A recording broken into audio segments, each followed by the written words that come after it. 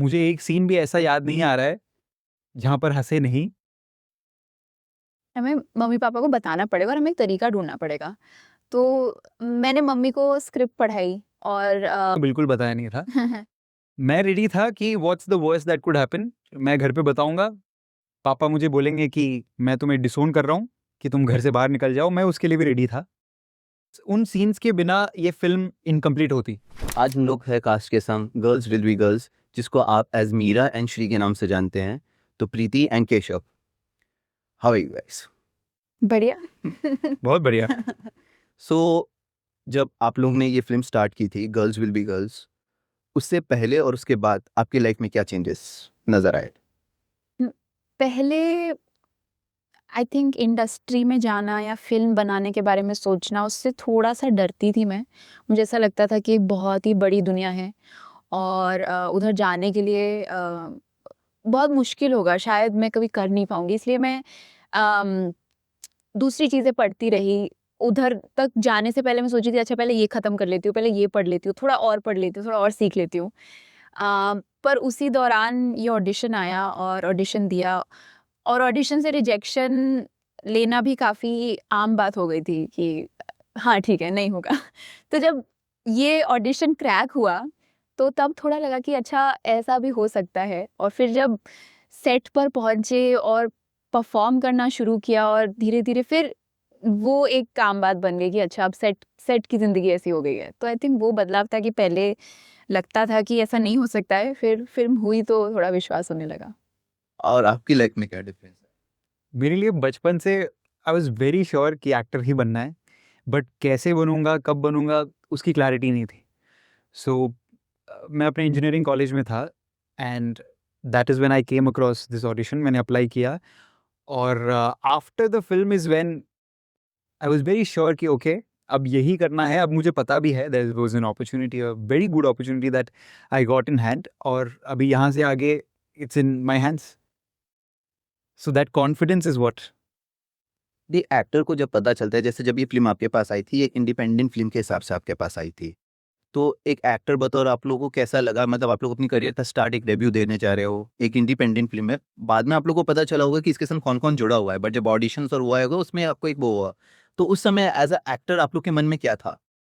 I think जब हम as a actor audition करते हैं तो इंडिपेंडेंट है या कमर्शियल फ़िल्म है या स्टूडेंट फ़िल्म है, उतना मतलब उतना फ़र्क नहीं पड़ता है क्योंकि जब हम स्क्रिप्ट पढ़ते हैं, फॉर मी गर्ल्स का स्क्रिप्ट पढ़ना और उसमें जो बात बताई जा रही थी वो ज़्यादा ज़रूरी थी एंड मैं चाहती थी कि ऐसे कहानियों से जुड़ूँ मैं। तो वो बहुत अच्छा लगा और आई थिंक मुझे एक चीज़ याद है जब हम लोग ने ऑडिशन दिया था, हम लोग का केमिस्ट्री टेस्ट हुआ था एक बॉम्बे में। तो 2 दिन का केमिस्ट्री टेस्ट हुआ था, उसके बाद हमें बताया गया था कि आप लोग सिलेक्ट हो गए हैं। तो हमें अलग-अलग कमरे में एक-एक बार बुला के बताया गया कि अच्छा हम आपके साथ काम करना चाहते हैं। तो जब हम दोनों बाहर आए, हम लोगों ने कुछ नहीं बोला एक-दूसरे से। मैंने इसको नहीं बोला कि मैं सिलेक्ट हो गया, उसने मुझे नहीं बोला सिलेक्ट हो गया। हम लोग के चेहरे पर बस एक स्माइल थी। तो उस स्माइल से पता चल गया कि अच्छी खबर है। तो हम बस एक टहलने निकल गए कार्टर रोड। तो वो मोमेंट बहुत अच्छा था जब ऐसा पता चला कि अच्छा हम ये फ़िल्म करने जा रहे हैं और अब ये बदलाव आने वाला है। मेरे लिए personally like I said film में करनी ज़रूरी करनी थी ही। तो ये ऑफ़र आया। सो मैंने अपने तरफ से रिसर्च कर लिया था कि कुछ-कुछ नाम जो कास्टिंग टीम ने बताई थी, उससे गूगल किया, may be it is that engineer blood in me which did that and I found out कि Ali Ali Fazal and Richard Chadha are the producers of this film. तो वो एक क्रेडिबिलिटी आ गई इस पूरी फ़िल्म में कि there is somebody strong backing it and at least it's not fraud जैसे कि सुनने में आता है। क्योंकि मेरे व्हाट्सएप ग्रुप में जहाँ पे आई थी। क्योंकि ऐसा होता भी है कि काफ़ी एक्टर्स जब ऑडिशंस वगैरह दे देते हैं, तो उनको पता नहीं चलता ये जेन्युइन है कि नहीं है। तो ये बहुत अच्छी बात हुई कि आप आर-एन-डी करके हमेशा ऑडिशंस कीजिए, चाहे हो जाओ, जिसमें आपको भी पता लगे कि आगे जाके आपको कोई प्रॉब्लम ना हो रही हो, ना आपके साथ फ्रॉड हो रहा हो। And till date I can tell you Dilip Shankar sir and his casting team, हमारे लिए मेरे लिए वो फर्स्ट ऑडिशन था। मुझे लगा वैसे होती है इंडस्ट्री, ऐसे होती है casting, but no, that was the first and last time उतनी ट्रांसपेरेंसी से किसी ने एक कास्टिंग कॉल अप्रोच किया था, क्वेश्चंस एंटरटेन किए थे, टाइम दिया था. So that really, you know, not rushing things calmed us down and gave us the confidence, okay, this is a strong, strong thing with the right people backing it. तो जैसे जब आप लोगों को स्क्रिप्ट मिली और आप लोग ने अपने पेरेंट्स को बताया, तो जब आप लोगों को पता था ये स्क्रिप्ट किस बारे में है, इसका जर्नी कैसे जाने वाली है या जाने वाली है, तो उनका रिएक्शंस क्या थे? पढ़ने के बाद तो मैं मन में श्योर थी कि मुझे करना ही है। तो सबसे पहले मैंने अपनी बहन को बताया, मुझे लगता है वो मेरी पहली पेरेंट है, तो उसको बताया और उसको कॉन्फिडेंस में लिया और बोला कि देखो ऐसा है और मैं चाहती हूँ कि तुम मुझे सपोर्ट करो। तो दीदी ने बोला मैं तुम्हें सपोर्ट करूँगी, पर हमें मम्मी पापा को बताना पड़ेगा और हमें एक तरीका ढूंढना पड़ेगा। तो मैंने मम्मी को स्क्रिप्ट पढ़ाई और मम्मी को थोड़ा काम डाउन करने के लिए मैंने हमारी जो डायरेक्टर है शुचि, उनसे बात करी। तो शुचि ने मेरे पेरेंट्स से, मेरी बहन से सबसे आराम से बात करी और आई थिंक उससे थोड़ा सा मेरे पेरेंट्स को कॉन्फिडेंस आया। उनके लिए भी एक बहुत बड़ा कदम था ये कि वो अपने बेटी को छोड़ रहे हैं शूट करने के लिए। एंड जब तक मैंने फिल्म शूट नहीं करी थी मुझे पता नहीं था कि इंटीमेसी और इन सब एक्सपीरियंसेस को कैसे सेट पर किया जाता है। और इस फिल्म के दौरान मुझे समझ आया कि इसको कितने मतलब सेंसिटिविटी के साथ करना चाहिए। ऑफ कोर्स फिल्म ख़त्म होने के बाद भी हमने बहुत बात करी है, मेरे पेरेंट्स ने, शुचि ने, हमने मिलके बहुत बात करी है और मुझे वो बहुत अच्छा लगा कि फिल्म के बाद भी डिस्कशन का एक स्पेस था और काफ़ी चीज़ें मेरे पेरेंट्स ने सीखी, काफ़ी चीज़ें मैंने सीखी अपने पेरेंट्स के बारे में। तो मैंने तो बिल्कुल बताया नहीं था, मैं रेडी था कि what's the worst that could happen, मैं घर पे बताऊंगा, पापा मुझे बोलेंगे कि मैं तुम्हें डिसोन कर रहा हूँ कि तुम घर से बाहर निकल जाओ, मैं उसके लिए भी रेडी था। तो मैंने ऑडिशन जयपुर से दिल्ली बस लेकर दिया था दिल्ली में, किसी को बताया नहीं घर पे। जब आगे से उनके तरफ से कंप्लीट यस हुआ था तो फ्रॉम द प्रोडक्शन टीम, तो मैंने फैमिली को बताया कि मैं ये कर रहा हूँ। It took them while but I think parents always want the best for you and they want to see you happy. तो ये एक एक्टर के हिसाब से वो लगता है मेनली एक फीमेल कास्ट जब ये जाता है, जब आप इस फिल्म की जॉनर में जाते हो, जब वहाँ इंटीमेसी और सेक्सुअलिटी की बात हो रही हो, एक ये भी लगता है कि अगर ये मेरी पहली फिल्म है तो कहीं मुझे टाइप कास्ट ना कर दिया जाए। ये आप दोनों के लिए लागू होता है कि फिर मुझे वैसे ही रोल्स ना आने लगे या वो ना आने लगे। तो एज अ एक्टर ये चीज़ कभी हिटबैक की कि ड्यूरिंग सीन्स करते समय या वो करते समय, यार मैं कर तो रहा हूँ लेकिन कहीं मैं इसमें टाइप कास्ट ना हो जाऊँ इस चीज़ को लेके? वो ट्रीटमेंट में बहुत मैटर करता है कि मैंने स्क्रिप्टें पढ़ी हैं जहाँ पर उसकी बिल्कुल आवश्यकता नहीं है, लेकिन वो है just as a decorated piece, intent समझ में आ जाता है। यहाँ पर the way it was written, उन सीन्स के बिना ये फिल्म इनकम्प्लीट होती, which was the reason we were comfortable with it. और जो comfort as a director they gave us actors too, small example जैसे कि हम लोग और कोई सीन नहीं देखते थे जो हम परफॉर्म करते थे except for the intimacy scenes, we had the freedom to watch it, to if you are not comfortable tell them कि हमें ये सीन नहीं चाहिए, यहाँ से आप ये काट दो। But yeah I mean but of course about the type cast thing, it is sad कि अगर इंस्टाग्राम पे आज भी आप जाओ तो ये फिल्म की सबसे ज़्यादा वो क्लिप्स दिखती है जो इंटीमेसी सीन थे। But I think we were not naive enough not to know that. We knew it. There is a big set of crowd that uh, engages in that, but हम क्या कर सकते? I think आपको एक तरीके से अपने आप को प्रिपेयर भी करना होता है और अपने आप को सिक्योर भी बनाना होता है। हमारे फिल्म मेकर्स का बहुत बड़ा हाथ है इसमें, क्योंकि जब भी हम शूट करते थे उन्होंने हमें कभी ऐसा फील नहीं करने दिया कि हम कुछ गलत कर रहे हैं। तो आई थिंक इन सीन्स के बाद भी जब हमने फिल्म देखी तो हमें कुछ गलत नहीं लगा। तो जब ऐसे क्लिप्स भी आते हैं और लोग उसको कॉन्टेक्स्ट से निकाल के अपलोड करते हैं, मैं उतना अफेक्ट नहीं होती हूँ, क्योंकि मुझे पता है कि जिस कॉन्टेक्स्ट में हमने फिल्म बनाई है वो बहुत अलग है और जिसको फिल्म देखनी है और जिसको फिल्म को रेस्पेक्ट करना है वो समझेंगे, जिनको नहीं करना है हम उनको नहीं बदल सकते। And many traditional people हमारे देश में उन लोगों ने कहा है फिल्म देखने के बाद कि ये बहुत अच्छी और उसकी ट्रीटमेंट भी बहुत सिंसियर थी. So it's I think audiences are also accepting to it. So ऐसा क्या सीन है जिसके वजह से ये सीन्स या इंटीमेसी सीन्स जो ट्रोल होना चालू हो जाती है सोशल मीडिया में? It's a lack of education जो हमें स्कूल में ये बताया नहीं गया प्रॉपर तरीके से.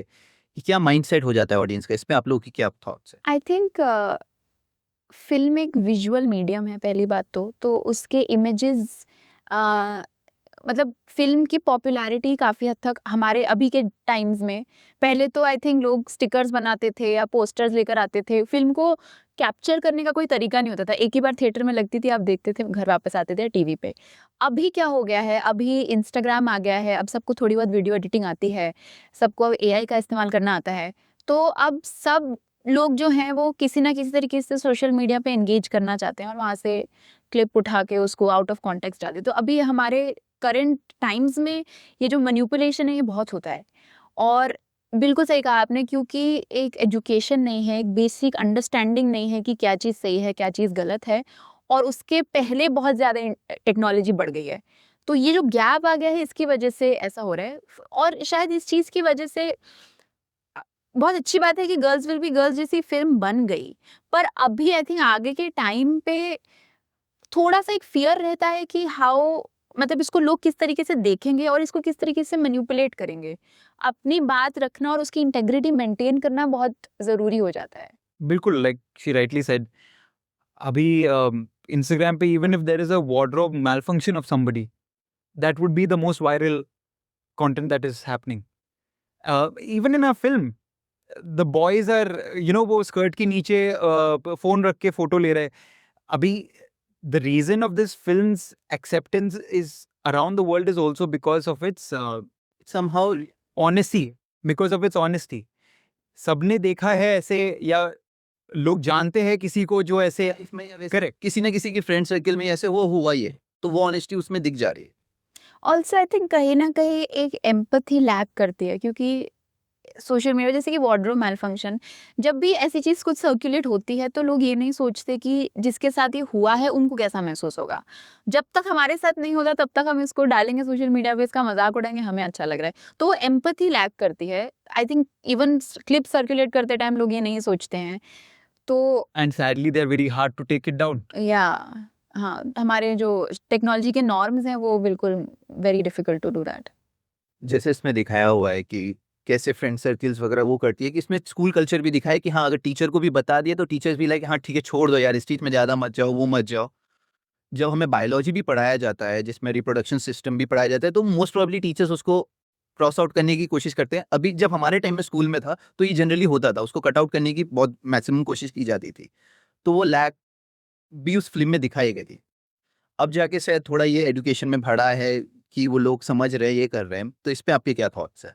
बिल्कुल, मुझे याद है 10th स्टैंडर्ड में जब मैंने कुछ तो सवाल किया था, and I think one of the teacher got very offended और कहा कि अब ये पूरा चैप्टर नहीं घर पे जाके सीखो. अरे बाप रे. तो तभी के टाइम पे हाँ वी वर वेरी सैड कि we thought today, I mean, कि this will be discussed in open, so इस पे और क्लैरिटी भी आ जाएगी, but then it was given as a homework lesson. I think science से बढ़कर अभी इस चीज़ को सोशली भी प्रेजेंट करना चाहिए, पॉलिटिकली भी प्रेजेंट करना चाहिए. मुझे याद है कि मैंने पॉलिटिकल साइंस या हिस्ट्री अच्छे से तब पढ़ी जब मैंने 11th-12 में आर्ट्स लिया था, और आई थिंक उससे मुझे काफ़ी अंडरस्टैंडिंग हुई दुनिया के बारे में. अगर ये चीज़ हम थोड़ा पहले से सिखाएं सबको कि जेंडर पॉलिटिक्स क्या होता है, और थोड़ा और डिस्कोर्स रहे about women and their thought processes, then I think, या फिर फेमिनिस्ट आइडियोलॉजीज भी अगर थोड़ा पहले से हम पढ़ाना स्टार्ट करें विद साइंस, देन उसका ओवरऑल इम्पैक्ट बच्चों के एजुकेशन में बहुत अच्छा रहेगा. एंड आई थिंक जनरली एक रिस्ट्रक्चरिंग अगर हम करें एजुकेशन सिस्टम का जो इतना मार्क्स डिपेंडेंट नहीं है, it should be more about आपका कैरेक्टर कैसा डेवलप हो रहा है, रादर देन आप पढ़ाई में कितने नंबर ला रहे हो, उससे बहुत डिफरेंस आएगा. पर्टिकुलरली इस फिल्म में जब आप लोग इंटीमेट सीन कर रहे थे या शक्ल, ऐसा कुछ हुआ कि अचानक आप लोग को हंसी आ गई या जोक क्रैक हो गया, इस तरह का कुछ सीन हुआ था? मुझे एक सीन भी ऐसा याद नहीं आ रहा है जहाँ पर हंसे नहीं. हाँ मुझे I don't think intimate scene में ऐसा हुआ था, पर एक सीन था जब बहुत ही इनवॉलेंटरीली मुझे हंसी आ गई थी और केशव के साथ ही सीन था। मैं झूले पर झूल रही थी और मुझे इनको कन्फ्रंट करना था कि तुम क्यों नहीं आए, मैंने तुम्हें कैसेट भी दिया था, तुम क्यों नहीं आए शाम को। और कैमरा इन पर था तो मैं तो छुपी हुई थी, तो अब मुझे हंसी आई, मैं रोक नहीं पाई और हमें बहुत डर लगा रहता था कि शायद हमें डांट पड़ेगी, पर केशव ने बहुत अच्छे से अपने फेस को कंट्रोल किया। What to do? I'm a good actor. मैं हंसे जा रही थी और केशव एकदम कंट्रोल से, जैसे ही कट बोला केशव ने मुझे देख के बोला क्या कर रहे हो। तो हाँ। सो ये फिल्म बनने के बाद आपके लोग के लिए फिर अगला चैलेंज क्या हुआ था? दूसरी फिल्म मिलने पे या दूसरा काम मिलने पे एज अ एक्टर आप लोग को क्या चैलेंज फेस करना पड़ा? I think the biggest challenge ये थी कि this film to come to India, it took 2 years. अभी काफ़ी लोग इंडस्ट्री में भी, which technically Bombay is the biggest industry, right, in India, उनको सनडांस का इम्पोर्टेंस महत्व नहीं पता, film festivals, all of it. तो जब हम best audience film world category में वहाँ पर जीते, यहाँ पर उतना कुछ फ़र्क नहीं पड़ा। मुझे ऑडिशंस तब भी उनके आते थे कि stereotype South Indian accented things which I didn't used to even give, कि ये तो मुझे एंटरटेन भी नहीं करनी थी। फिर जाकर जब अमेज़न प्राइम पर आई, तब लोगों को लगा कि अरे okay, this is a big film now, क्योंकि अमेज़न प्राइम पर आई है, which is a very good home for us, for our film. So it took a lot of time for people to recognize the value of the film. तब जाकर फिर कुछ कुछ आने लगे इम्पोर्टेंट रोल्स, लीड रोल्स। उस नज़र से वो देखने लगे कि ठीक है, this actor can play a lead. Also shooting के दौरान हमने एक बहुत अच्छा डेकोरम बना के रखा था, एक प्रोटोकॉल फॉलो किया था। जैसे केशव ने कहा था कि कास्टिंग प्रोसेस हमारा बहुत डिग्निफाइड था। तो आई थिंक ये फिल्म ख़त्म होने के बाद कहीं ना कहीं हम वही चीज़ ढूंढ रहे थे। हमें लग रहा था कि सेट पर वही डिसिप्लिन होगा, लोग शांति से बात करेंगे। हमारे सेट पर ज़्यादातर लड़कियां ही थीं, तो एक डेकोरम मेंटेन होता था, कोई चिल्लाता नहीं था, कोई भागा दौड़ी नहीं करता था। पर इंडस्ट्री में आने के बाद थोड़ा देखा कि ये मेंटेन नहीं होता है, काफ़ी हद तक उतना डिग्निटी नहीं है काम करने में, या फिर जो हमारे जितने भी वर्कर्स हैं जो सेट पर काम कर रहे हैं, वो बहुत मेहनत करके दिन रात लगा के दूर दूर से आके काम करते हैं, पर एक रेस्पेक्टफुली उनसे बात नहीं की जाती है। तो वो हमारे गर्ल्स विल बी गर्ल्स के सेट पर था, वो हमारी डायरेक्टर ने बहुत ही अच्छे से इस्टेब्लिश किया था, जो आई थिंक आगे के सेट पर भी होना चाहिए। आई थिंक वो बेसिक चीज़ है। फिल्म तो बाद में बनती है, पर आप लोगों से किस तरह से व्यवहार करते हैं वो बहुत ज़रूरी है। पर्टिकुलरली एज अ एक्टर्स आप लोग किसी भी रोल पे जाने के लिए, जैसे वो तो आपकी फर्स्ट फिल्म थी तो उसमें आपने वर्कशॉप वगैरह किया, अब जब आप ऑडिशंस देते हैं या किसी फिल्म का डायरेक्ट आपको कॉल आ जाता है या एड्स वगैरह के लिए, तो आपको अपने रोल के लिए प्रिपेयर करना पड़ता है अपने आप से। तो उसके लिए आप लोग का क्या थॉट प्रोसेस है, क्या है कि आप किस कैरेक्टर में कैसे, वो प्रोसेस क्या है आप तो? आई थिंक काफ़ी हद तक जो हमें दिलीप शंकर सर ने सिखाया था, मैं आज भी उन्हीं टेक्निक्स को फॉलो करती हूँ। मुझे जब मैंने गर्ल्स विल बी गर्ल्स का फर्स्ट टेक लिया था, मैं बहुत काम थी और मैं बिल्कुल घबराई हुई नहीं थी। वैसा नहीं था, पहले वाले परफॉर्मेंसेस में बहुत घबरा जाती थी। तो आई थिंक सर ने हमें एक तरीके से हेल्प किया कि अपने आप को कैसे काम रखना है और थोड़ा सा मेडिटेशन करना है परफॉर्मेंस से पहले। और एक्टिंग में इमोशन से ज़्यादा जो मन में चल रहा है, जो थॉट मन में चल रहा है, जो भाव भी नहीं, जो ख़्याल आ रहे हैं मन में, उन पे ध्यान देना है, ताकि हम कुछ नया बना सकें। वरना ऐसा होता है कि अगर हमने किसी का गुस्सा देखा है, किसी शो में किसी का गुस्सा देखा है, तो हम उसी को वापस करने लग जाते हैं। अगर मुझे किसी कैरेक्टर के हिसाब से करना है, तो मुझे उस कैरेक्टर की तरह सोचना पड़ेगा। और ये चीज़ हमने गर्ल्स विल बी गर्ल्स के वर्कशॉप में सीखी थी, और आई थिंक आने के कुछ ऑडिशंस में मैंने इसी चीज़ को फॉलो किया है। और एक तरीके से थोड़ा ओपननेस भी रहना चाहिए, क्योंकि हर चीज़ प्रिपेयर करके जाना भी सही नहीं है। आप बस लाइंस प्रिपेयर करके जाओ, फिर आपको ऑडिशन में आपके कास्टिंग डायरेक्टर या आपके डायरेक्टर आपको जो इनपुट देते हैं, उसके लिए एक ओपननेस रहनी चाहिए। आई थिंक एक्टिंग के बारे में इतनी बातें होती है ना कि ये है वो है, it's very personal definitely, and also her project पर डिपेंड करता है। अब जैसे for girls, at the core I knew the world, एक स्कूल वर्ल्ड थी, टीनेज बॉय था. My second film was of a criminal. अब I cannot use the same method as the first. I have no idea he had a gambling addiction. मुझे 3 पत्ती तक खेलने नहीं आता था. So you have to approach everything differently. दूसरी ये पॉइंट है कि sometimes डायरेक्टर को बहुत क्लैरिटी होती है उनको अपने एक्टर से क्या चाहिए. स्क्रिप्ट में बहुत क्लैरिटी रहती है कि आपका कैरेक्टर कैसा हो, but that is not always the case. कुछ डायरेक्टर्स होंगे जो बोलेंगे आपको कि आप करो, ये ढांचा है, अब इसमें करो.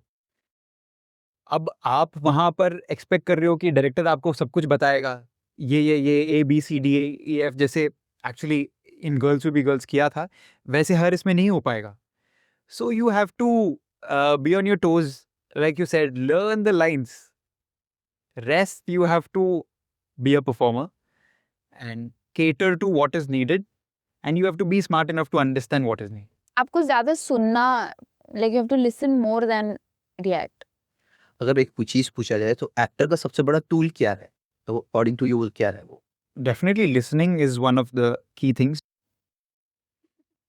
To not act, definitely to receive, I would say. Listening is also receiving through one aspect, but receive, लेना. अगर एक कैरेक्टर में घुसने के लिए आप जैसे बोलते हैं कैरेक्टर को हमने पकड़ लिया, तो उस कैरेक्टर को फिर छोड़ा कैसे जाता है? उसके लिए आप लोग कुछ मेथड करते हो कि कट होने के बाद ठीक है वो कैरेक्टर हमारे जिंदगी का हिस्सा नहीं है, वैसा कुछ है? मुझे वो थोड़ा सा बुलशिट लगता है, क्योंकि when you're doing a scene, you have to know where the light is, you have to know where the camera is, where your co-actor is.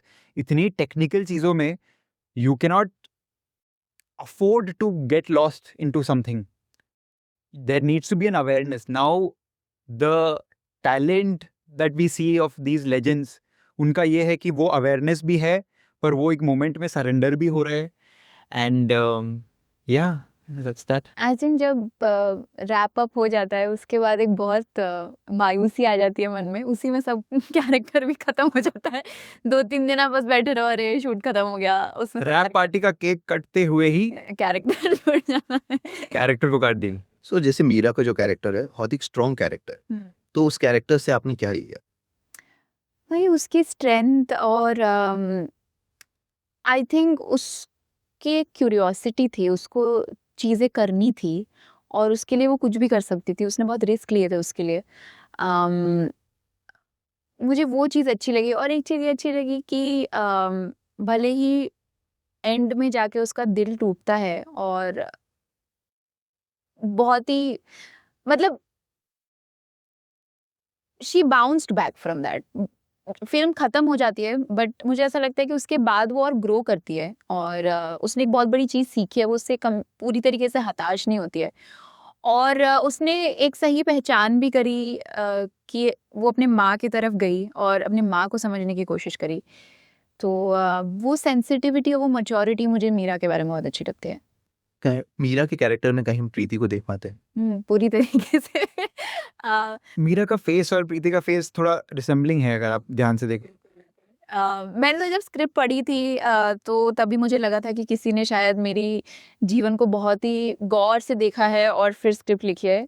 पर ये बहुत ही अजीब बात है, क्योंकि मैं बिल्कुल नहीं जानती थी शुचि को उससे पहले, और मैं अपने स्कूल में भी हेड गर्ल थी. तो जो टीचर से बात करने का एक आपका तरीका होता है एज हेड गर्ल, और आप हमेशा उनके गुड बुक्स में रहना चाहते हो, आप हमेशा अच्छे बच्चे बने रहना चाहते हो, वो मुझे बहुत अच्छी तरीके से पता था.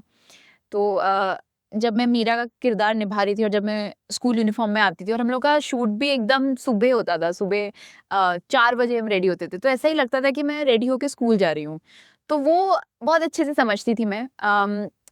मीरा का जो एक्सप्लोरेशन था वो कहीं ना कहीं मैंने सेट पर डिस्कवर किया, और जितनी भी औरतें थी सेट में उन्होंने सबने कंफर्टेबल फील करा है मुझे वो एक्सप्लोर करने के लिए. और रही बात मीरा और उसके माँ का जो संबंध था, वो मैं कनी को बहुत सारा श्रेय देना चाहूँगी उस चीज़ का, क्योंकि उन्होंने मुझे बहुत हेल्प किया. मेरी माँ वैसी नहीं है, मेरी माँ बहुत अलग है अनिला से. तो कनी के साथ वो परफॉर्म करने में मुझे बहुत मज़ा आया आई थिंक। श्री के कैरेक्टर के लिए आपने क्या प्रिपरेशन ली थी कि कैसे उसको एक स्ट्रक्चर देना है, उसको आपने कैसे?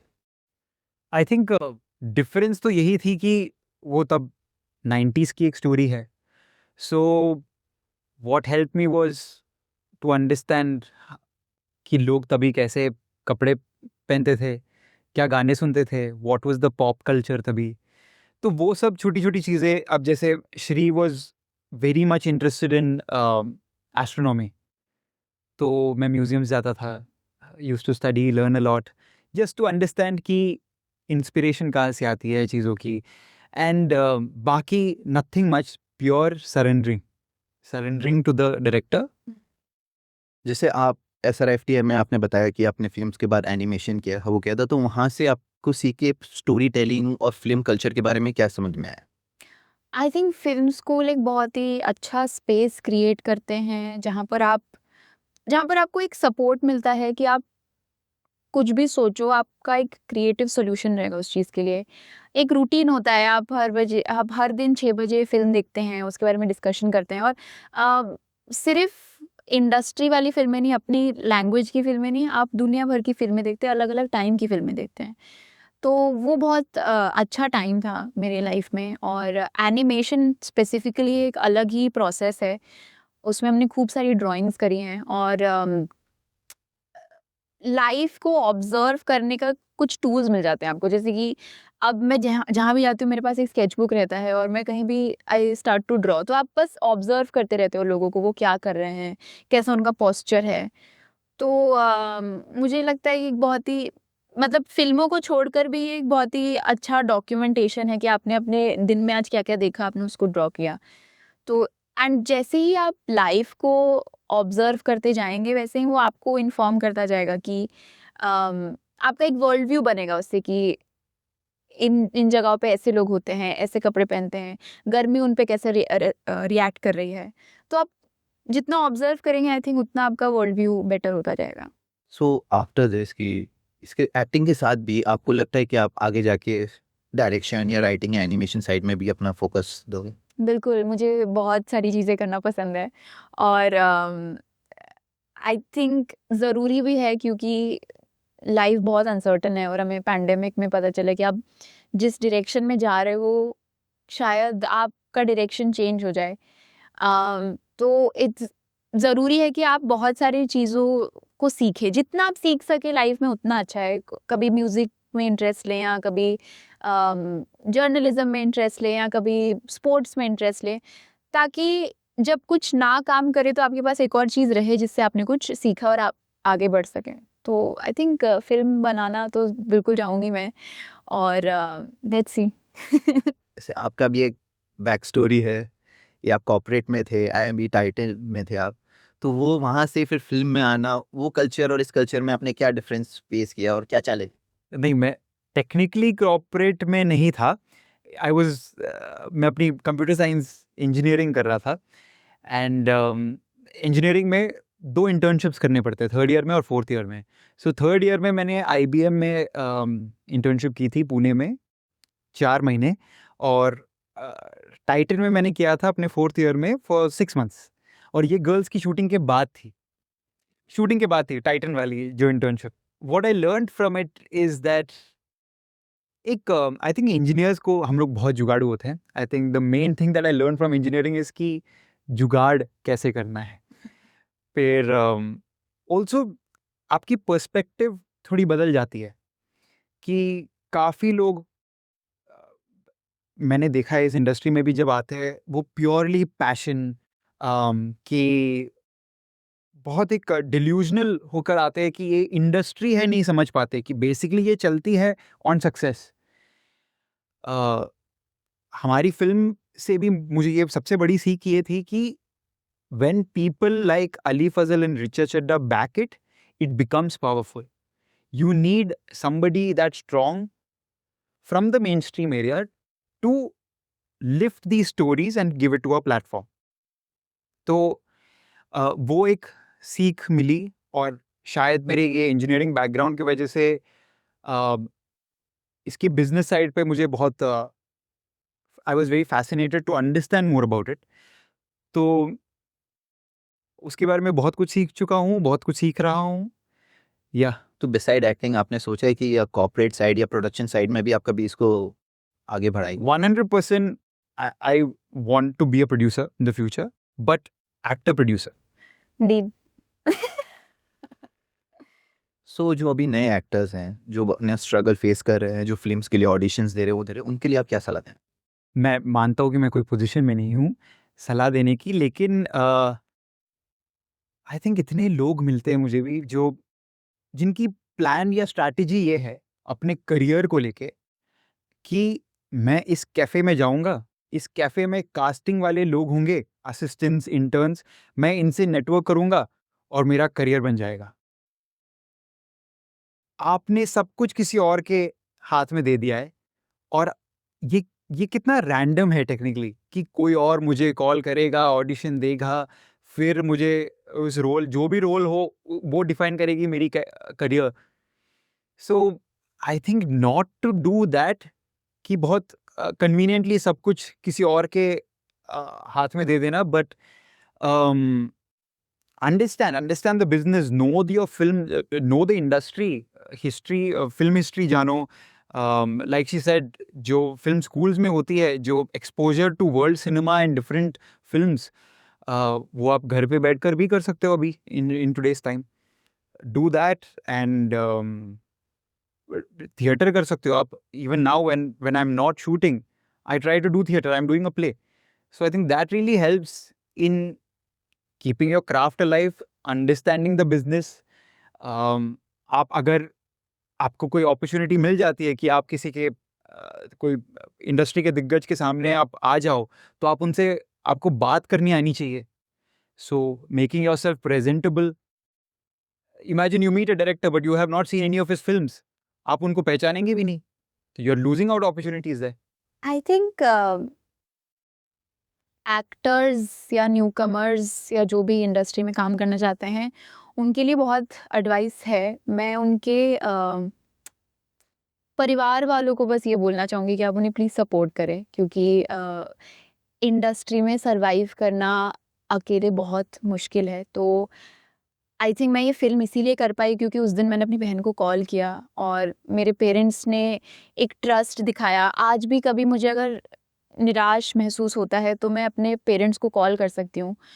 तो बस उनके फैमिली से मैं ये कहना चाहूँगी कि उन्हें एक मौका दें, और I think I can understand how they feel when they act and how they feel when they get a role or when they perform. वो खुशी जो है ना वो बहुत ही ख़ास है, और उनको एक मौका दें। अगर आप उन्हें फाइनेंशियली नहीं सपोर्ट कर पा रहे हो तो कम से कम उन्हें मेंटली सपोर्ट करें।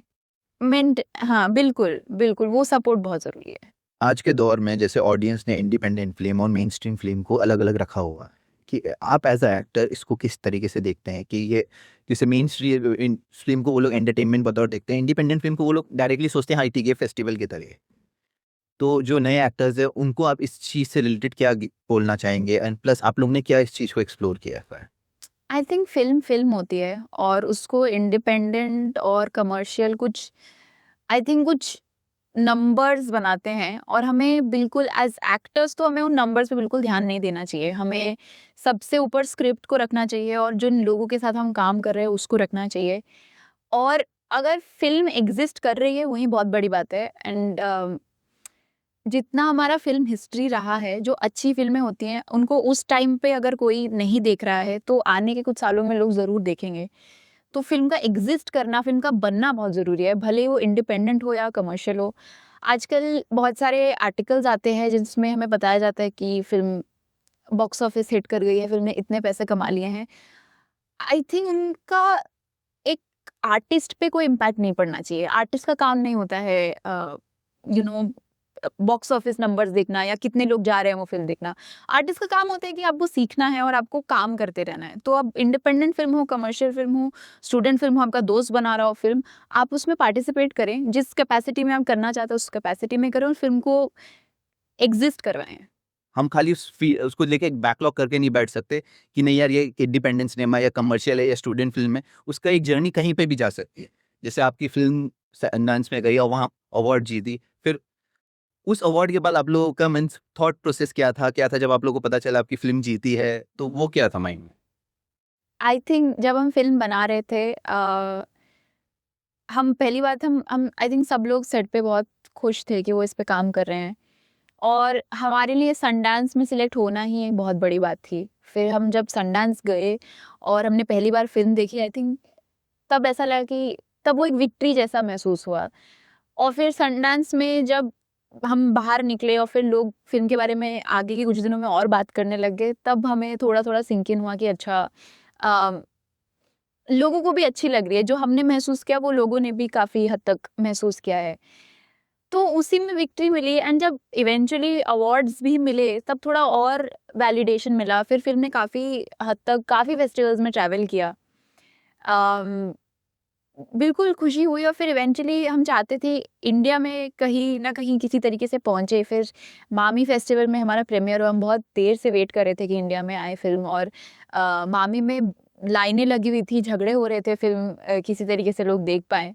और जब अमेज़ॉन प्राइम ने फिल्म को पिक किया और फिल्म आई टेलीविजन पर, तब हम बहुत खुश थे। एंड अमेज़ॉन प्राइम ने आई थिंक काफ़ी और भी इंडिपेंडेंट फिल्मों को लिया है, जैसे कि स्टोलन और सिस्टर मिडनाइट, काफ़ी सारी फिल्में आई हैं। तो ये भी एक अच्छा बदलाव है कि कहीं ना कहीं OTT प्लेटफॉर्म्स में आजकल इंडिपेंडेंट सिनेमा के लिए एक स्पेस है, जिससे कि वो एक बड़े ऑडियंस से कनेक्ट कर सके, कहीं सिर्फ फेस्टिवल्स में नहीं पर हर जगह लोगों को उनका एक्सेस हो।